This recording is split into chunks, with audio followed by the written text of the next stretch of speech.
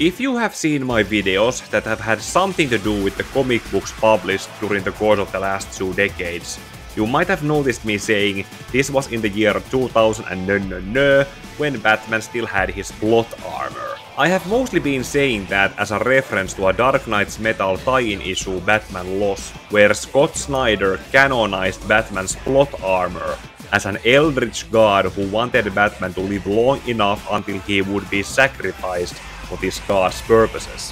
However, by that 2-decade scale, you could estimate that Scott Snyder likely grew up reading those comics where the idea of Batman's plot armor was first conceived.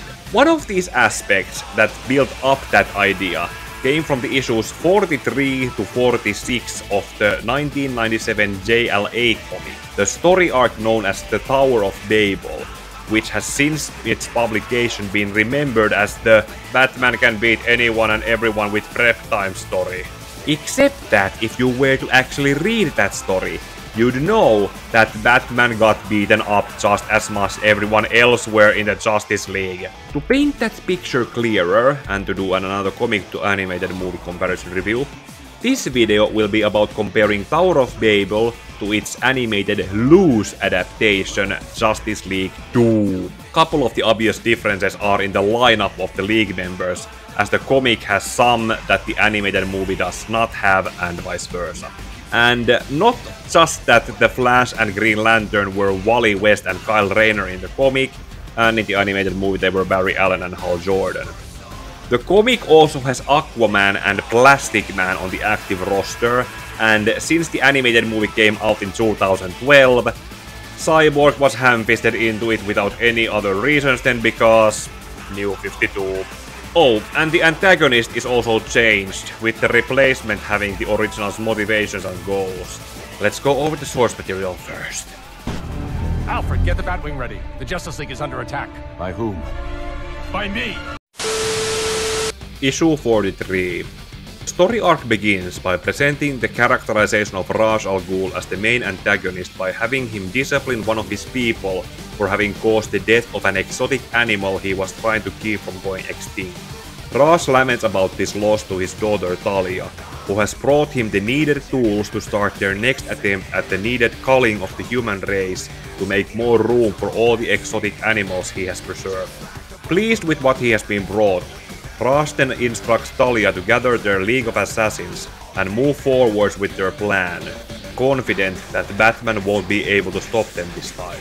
This cuts us to Bruce Wayne visiting his parents' gravesite, which he shockingly discovers dug open with his parents' casket stolen. Meanwhile, Talia and the League of Assassins is shown attacking Martian Manhunter with a missile that exposes him to nanites. Later, Wonder Woman and the Flash are showing responding to a forest fire happening in Germany's Black Forest, which is revealed to be caused by a Burning Man, who when they manage to put out the fire is revealed to be Jean. The story then moves forward into the United Nations headquarters, where Atlantis and a fictional DC nation of Rapastan are waiting for Aquaman before they can start their agreed peace negotiations. Arthur arrives rather showingly with Plastic Man as they are revealed to have been ambushed when entering the UN building by the League of Assassins, who make quick work with Plastic Man by freezing him solid with a freeze grenade and then shooting a gas grenade at Aquaman when he tries to protect O'Brien. One of the assassins then breaks Plastic Man apart with a hammer before they flee, leaving Plastic Man in pieces and Aquaman hydrophobic, aka scared to water. The 3 defeated heroes are brought to the Justice League Watchtower, where their ills are diagnosed and treated as best as they are able. Jean has been put into a water tank, as the nanites he was shot with keep turning his skin into flammable magnesium when exposed to air. Plastic Man is being quickly and carefully put back together by Flash before his pieces melt separately, and the humidity of the Watchtower is cranked up to rainforest to make sure that Aquaman gets water from somewhere until the fear toxin he was hit with wears off. As they heard the assassins refer to them as JLA targets, Superman puts other League members on reserve status and tries to contact Batman to warn him of the danger, but he is too busy tracking down who stole his parents' caskets from their grave and won't prioritize him over the matter as no one has died yet. That leaves only Green Lantern unattended, and as Superman, Wonder Woman and Flash move out, Aquaman has a shocking realization over something. Meanwhile, Ra's laments over the forest fire caused by the attack on Martian Manhunter, before brushing it off as an unavoidable loss, and then moving on with his plans that require him and his people to wear hearing aids as a countdown from 60 seconds begins. Superman flies to the Daily Planet and changes into Clark Kent, meaning to research the attackers before being caught by Perry White and thrown to today's paper, at the exact moment when Raz's countdown reaches 0. And this is why the story is called Tower of Babel, after the biblical myth of why people of the world speak different languages. Just like how Yahweh tied the humanity's tongues and separated them into groups that could only communicate with each other, Raz has developed technology that is taking away people's ability to communicate entirely, with the first thing taken away being the ability to read. The issue ends with the Flash and Wonder Woman reaching Green Lantern while undercover in their civilian identities, and enter his apartment to find Kyle rendered blind. Issue 44. The next issue opens showing how turning the world illiterate has already affected the stock market and the world economy being hours away from collapse, while other parts of the world have fallen into gang wars as territories are no longer recognized. Ra's al Ghul observes the calamity from his stronghold while waiting for Batman, who arrives in having traced his parents' stolen remains being transported there. Ra's manages to pacify the detective by pointing his attention to the chaos of the illiterate world being more present than the stolen remains of the Waynes. Batman brushes this off by believing that the Justice League is already dealing with the situation, but Ra's tells him that they are otherwise occupied before presenting Batman where his parents' remains are. Held dangling over a Lazarus pit as test subjects for Raz's curiosity if the pit could revive the dead instead of just prolonging his 600 years long life. Note that Under the Red Hood had not come out yet at the time of the story's publication, and that story was written by a different writer. Meanwhile, Wonder Woman and the Flash keep trying to keep the blinded Green Lantern calm, while Aquaman has realized and tries to warn them about how their attackers managed to ambush them by tracking their communicators. Just then, Talia and the League of Assassins attack, with a microchip being shot into Wonder Woman's ear. In Metropolis, Superman is shown doing what he can to keep the chaos and hysteria from taking lives, while also communicating with Oracle, who tells him that the situation is worldwide. Using his vision powers, Superman is able to recognize a sine wave, which Oracle deduces to be broadcast into the brain's language center to cause universal aphasia to make the written words seem gibberish. More examples of this calamity is shown as airline pilots cannot read their instruments while on flights, missile silos can't do anything that risks accidental launches, and hospitals cannot treat their patients as they can no longer read their charts.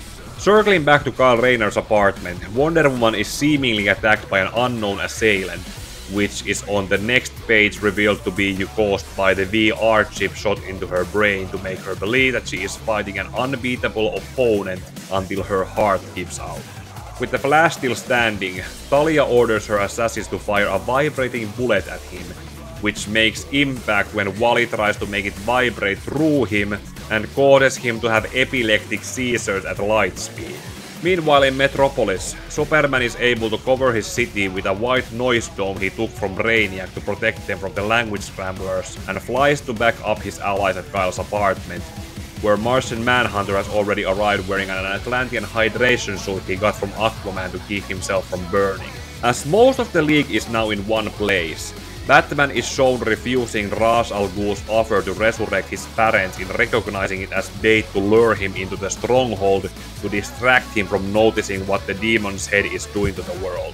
Ra's admits to this, and that he wants the world to tear itself apart through fear and pandemonium, just like Yahweh did when he saw the humanity building the Tower of Babel. He confirms his confidence to this plan, and that the Justice League won't be there to stop him, by showing a red glowing rock, which Batman recognizes with fear and shock on his face. The issue ends with Batman fighting to escape the stronghold to warn the Justice League, as Superman is shown arriving to Kyle's apartment, and Talia exposing him to the same red rock, which immediately begins to affect him similarly, but not in the same way as kryptonite. As Batman is shown getting outside the stronghold where his signal device can work, his warnings to Superman come in too late, as the red kryptonite has turned his skin transparent, and Batman confesses in a hurry that he was distracted by Ra's not to be able to warn the Justice League that they were being attacked by plans he had himself made. Issue 45. This issue opens with more examples of how the world turned illiterate keeps going worse, as a bomb squad is unable to locate the locker where they know has a bomb in it, and a South Korean platoon unknowingly walks into North Korea, as the Justice League is powerless to do anything in their current state caused by Batman's plans. Batman is also unable to tell his allies how they can deal with their predicament, as Ra's al Ghul moves on to the next stage of his plan by taking away the spoken language next. The Justice League retreats into the Watchtower, where Aquaman is put into a water tank where Martian Manhunter keeps him in a mental illusion where he thinks he's in the middle of a desert, and the recovered Plastic Man removes the VR chip from Wonder Woman's brain. Superman, with his powers overflowing, is talked into recovering from the red kryptonite and made to focus his heat vision to neutralize the vibrating bullet in the Flash's spine.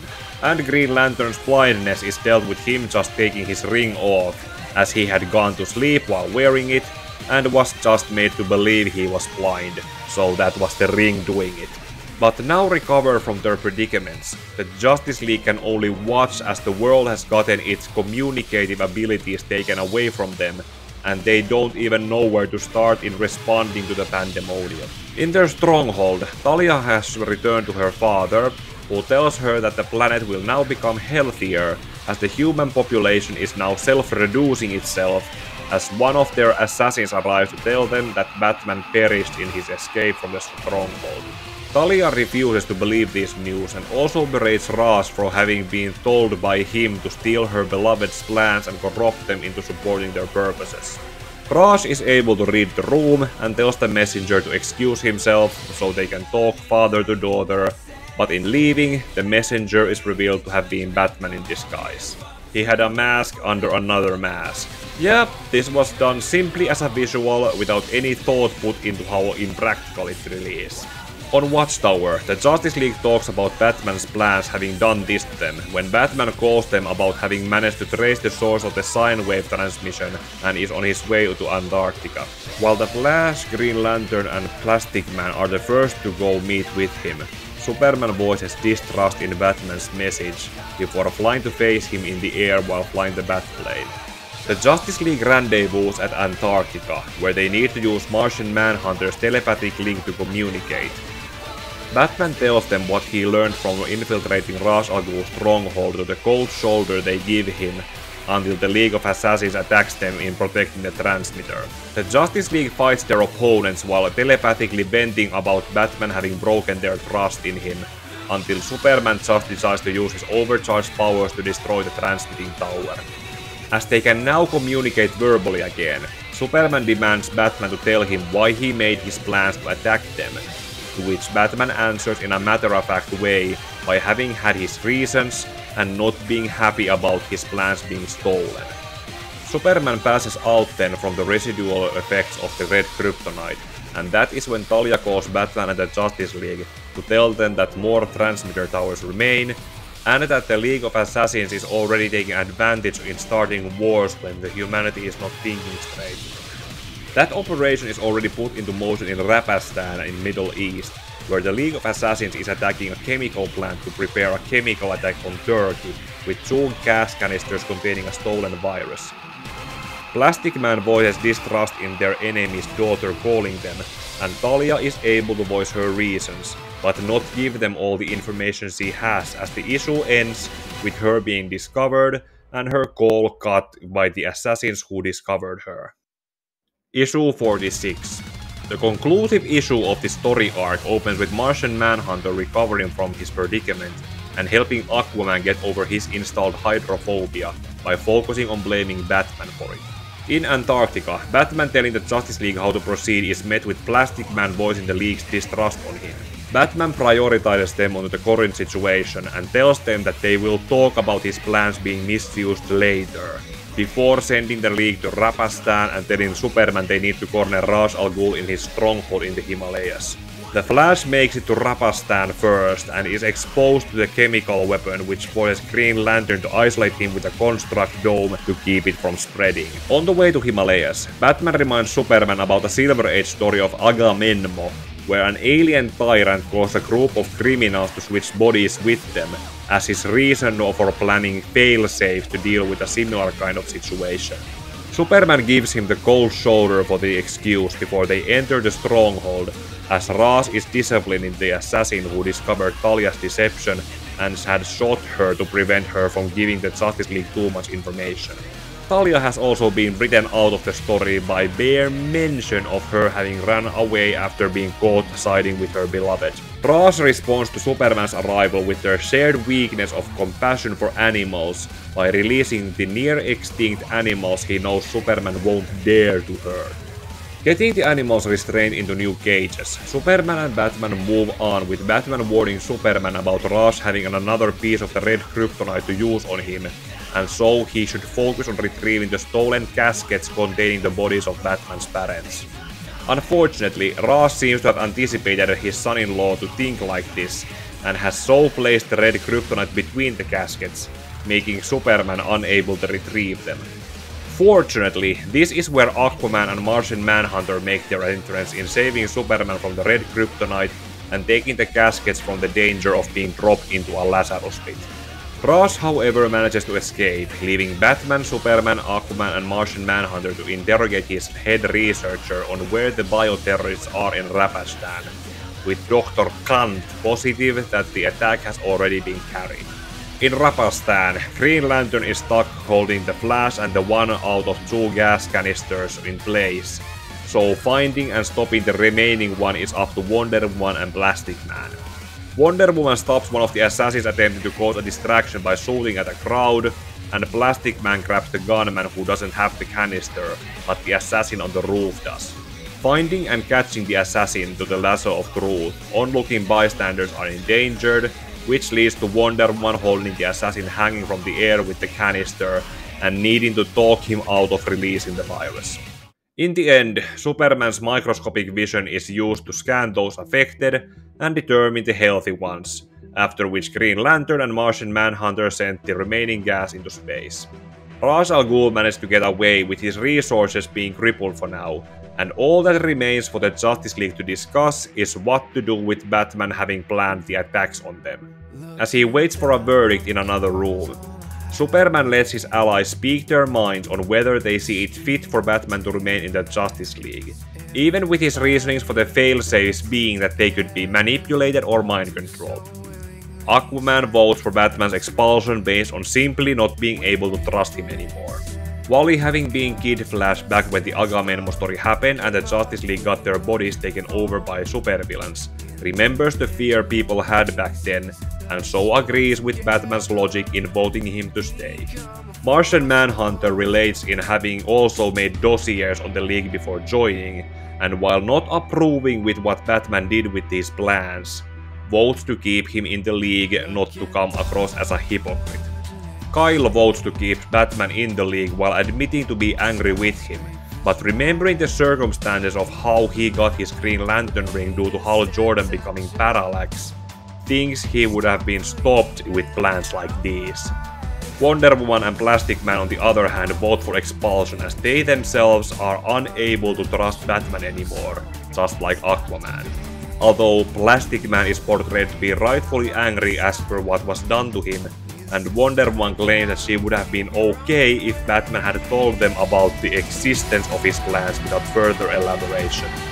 With the situation as 3 for staying and 3 for expulsion, the deciding vote is left for Superman. But instead, the issue and the story arc ends without him getting to cast his vote, as Batman is revealed to have decided to resign from the Justice League by having left the Watchtower. JLA Tower of Babel was written by Mark Waid, back when he was still respectable enough not to intimidate small independent writers from getting their comics getting published. Structurally, the 4 issues were written tightly enough to share the screen time to all Justice League members, as this was a Justice League story and not a single Justice League member story, but otherwise that wasn't a hindrance. Ra's al Ghul's plan for another attempt to cull out the humanity to restore Earth's health went pretty well with how the character has existed since his creation, and utilizing Batman's own plans in doing it showed his mixed respect and animosity towards him. And with Talia being the one who was in a tie-in comic shown to be the one stealing the plans was also made sense in showing how she can be seen as skilled in infiltrating the Watchtower and Batcave to be called Batman's equal.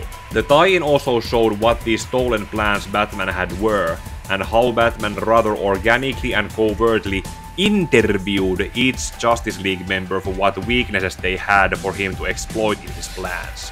Outside of being the comic book story that gave birth to the Batman can beat anyone with prep time trope, the overlaying theme of the story should rather be the results in lack of communication.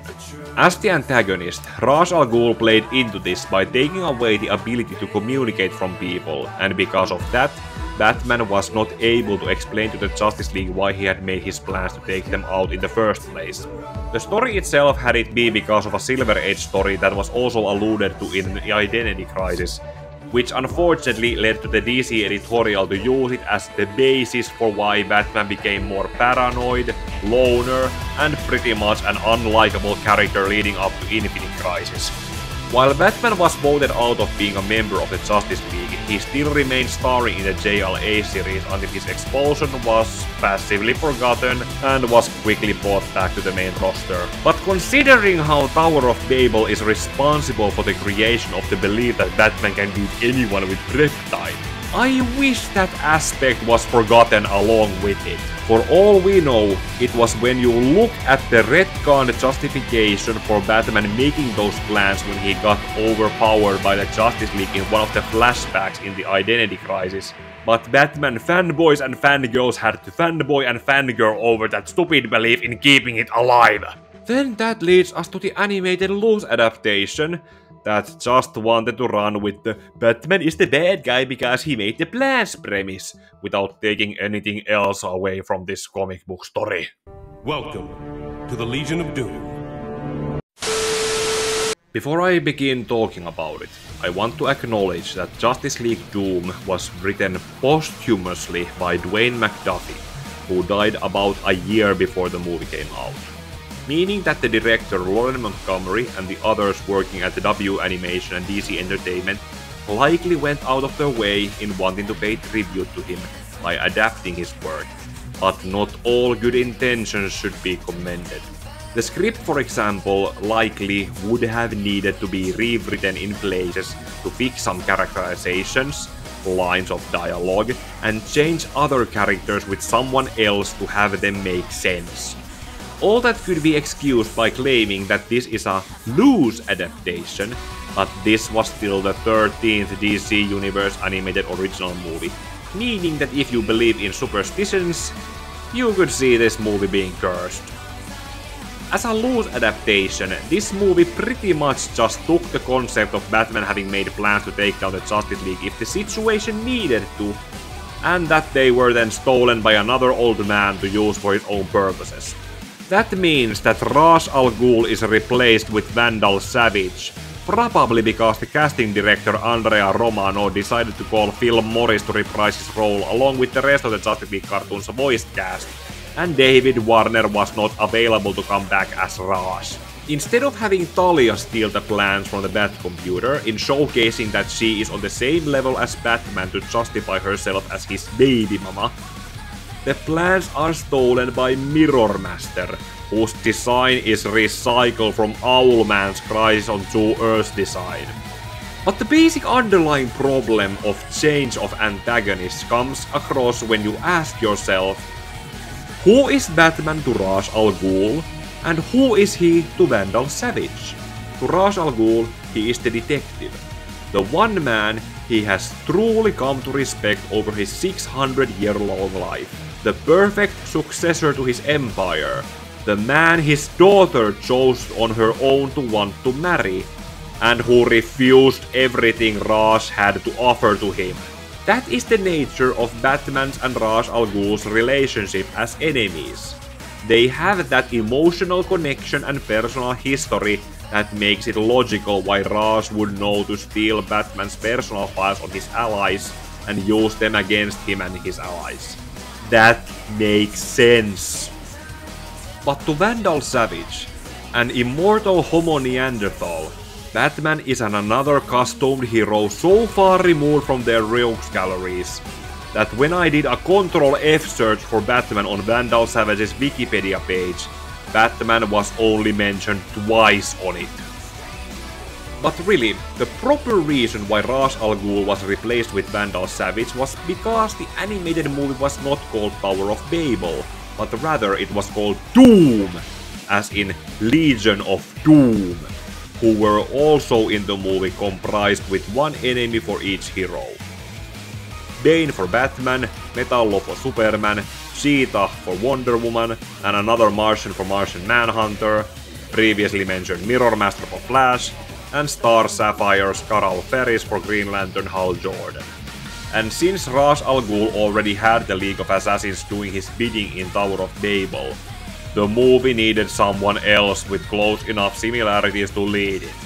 But that breaks the premise of Batman's plans being stolen from him by someone who would know who he is, and has other personal/intimate information about how he works and operates.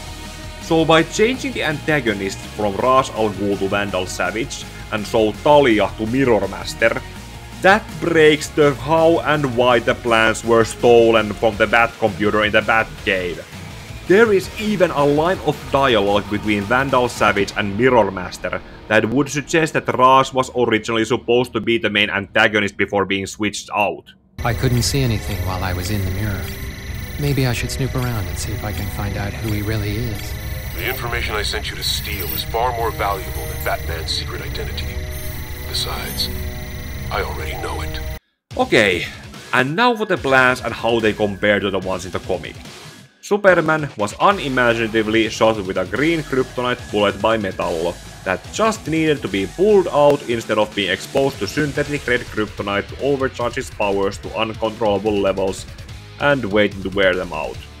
Wonder Woman was done pretty much the same by having been put into a virtual reality to do an unending battle against Cheetah, as whom she saw everyone coming her way until Cyborg shuts off the virtual reality. The Flash got impaled through his wrist with a bomb that goes boom if he stops running by Mirror Master, and that he managed to get rid of by phasing through an iceberg. So, less painful than Lightspeed Epilepsy, which made 22 minutes feel like days.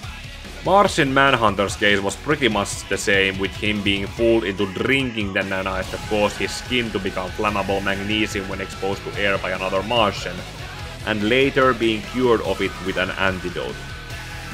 Green Lantern was exposed to Scarecrow's fear toxin in a manipulated situation by Star Sapphire to make Hal emotionally unmotivated to move forward, which was probably the same as being turned blind until being told to be able to see.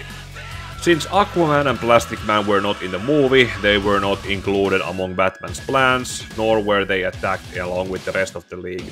In the Batman's case, the only similarity was that his parents' graves were desecrated to lure him into a trap, and he was then buried alive with them by Bane. Somewhat effective plans like in the comic, but in execution, Ra's al Ghul still did it better than Vandal Savage.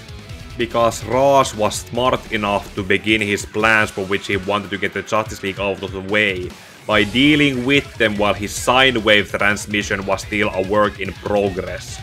Vandal Savage, on the other hand, waited until his Legion reported back that they had done what he had asked, didn't even bother to get confirmation to verify, decided to celebrate with them prematurely, tell them his origin story, and only started to put his evil plan into motion when the Justice League tracked down their attackers to the Hall of Doom to say, Surprise, motherfucker!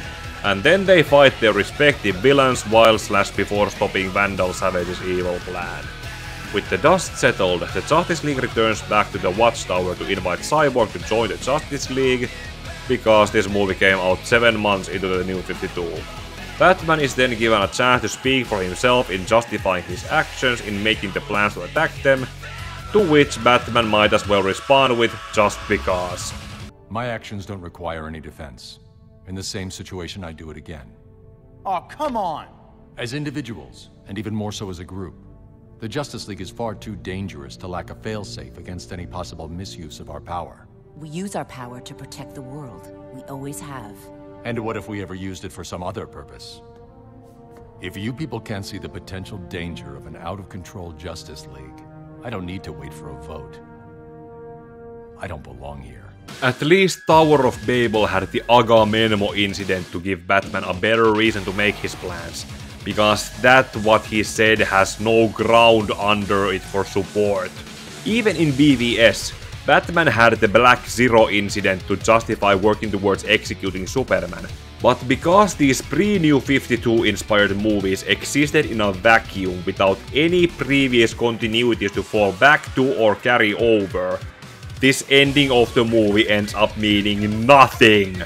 We don't even get to see the Justice League vote over if Batman should stay in the League or not, because the movie was made by Batman-worshipping fanboys and fangirls who saw Batman's resignation at the end of the comic story as a boss move and wanted to make Batman quit on their face.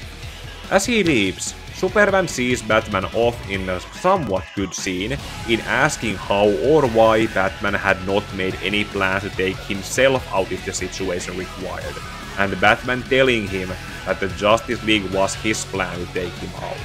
With all that talk about unchecked power, you're still so arrogant you didn't bother to come up with a plan to stop yourself? I do have a plan. It's called the Justice League. Just wanted to be sure. I would like to see that line of dialogue as confirmation that there is some self-awareness in Batman's unbeatability that the filmmakers wanted to admit. And then Superman gives Batman the kryptonite metal shot him with as a sign of good faith in still trusting him, but as this movie existed in a vacuum, It doesn't matter. and that is why Justice League Doom can be seen as an underwhelming animated DC movie that you won't need to bother to watch again after you have already seen it. Unless you want to live up to the nostalgia of seeing and hearing 5 out of 7 of the Justice League being voiced by their Justice League cartoon voice cast. I won't judge you for that. Feel free to like or dislike with what I said, comment how you feel about my comparison between the comic and the movie, share the video for other people to see, and subscribe for other videos I should have coming in the future. Also, ding the bell for a chance to chat with me when I do gameplay streams for recap reviews, and may your heart be your guiding key.